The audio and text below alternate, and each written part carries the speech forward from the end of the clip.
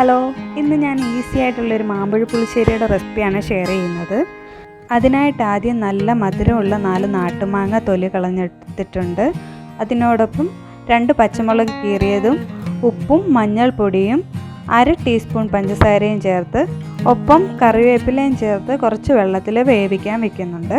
അത് അവിടെ ഇരുന്ന് വേവുന്ന സമയം കൊണ്ട് കറിക്ക് ആവശ്യമായിട്ടുള്ള അരപ്പ് തയ്യാറാക്കിയെടുക്കാം. അതിനായി 1/2 കപ്പ് തേങ്ങ, ജീരകം, 3-4 വെളുത്തുള്ളി, മഞ്ഞൾപ്പൊടി, കുറച്ച് മുളക് പൊടി ഇത് ചേർത്ത് നന്നായി പേസ്റ്റ് രൂപത്തിൽ അരച്ചെടുക്കുക. ഇപ്പോൾ നമ്മുടെ മാങ്ങ നന്നായിട്ട് വെന്ത് കിട്ടിയിട്ടുണ്ട്. ഇനി ഇതിലേക്ക് അരച്ച് വെച്ചിരുന്ന അരപ്പ് ചേർത്ത് കൊടുക്കാം. അരപ്പിട്ടതിന് ശേഷം അതേ മിക്സിയുടെ ജാറിൽ കുറച്ച് വെള്ളം കൂടെ ചേർത്ത് ഒഴിക്കുന്നുണ്ട് ഞാൻ. ഇനി ഇതെല്ലാം കൂടെ ഒന്ന് ഇളക്കി നന്നായി യോജിപ്പിച്ചെടുക്കണം.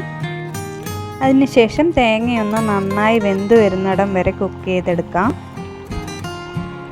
ഇവിടെ ഇപ്പം തേങ്ങയൊക്കെ നന്നായി വെന്തിട്ടുണ്ട്. ഇനി ഞാൻ ഇതിലേക്ക് അത്യാവശ്യം നല്ല പുളിയുള്ള ഉടച്ച തൈരൂടെ ചേർത്ത് കൊടുക്കുന്നുണ്ട്. തൈര് ചേർത്തതിന് ശേഷം തിളപ്പിക്കരുത്, ഒന്ന് തൈര് ചൂടാക്കി എടുക്കുക മാത്രമേ ചെയ്യാവൂ. ഇതിന് കണ്ടിന്യൂസ് ആയിട്ട് കൈ എടുക്കാതെ ഇളക്കിക്കൊണ്ടേയിരിക്കണം. മാങ്ങയ്ക്ക് നല്ല മധുരമുള്ളത് കൊണ്ടാണ് ഞാൻ പുളിയുള്ള തൈര് ഇവിടെ എടുത്തത്. ഇല്ലെങ്കിൽ അതിനനുസരിച്ചിട്ട് തൈരിൻ്റെ പുളി അഡ്ജസ്റ്റ് ചെയ്യണം.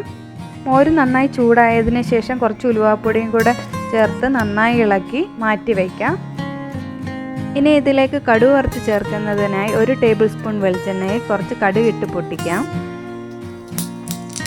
അത് പൊട്ടിയതിന് ശേഷം കുറച്ച് ജീരകവും ചുവന്നുള്ളിയും വറ്റൽ മുളകും കറിവേപ്പിലയും ചേർത്ത് നന്നായിട്ട് ഇളക്കി യോജിപ്പിക്കാം. ഗ്യാസ് ഓഫ് ചെയ്തതിന് ശേഷം 1 നുള്ളു മുളക് പൊടിയും കൂടെ ചേർത്ത് ഒന്നിളക്കി നമ്മുടെ കറിയിലേക്ക് ചേർക്കാം.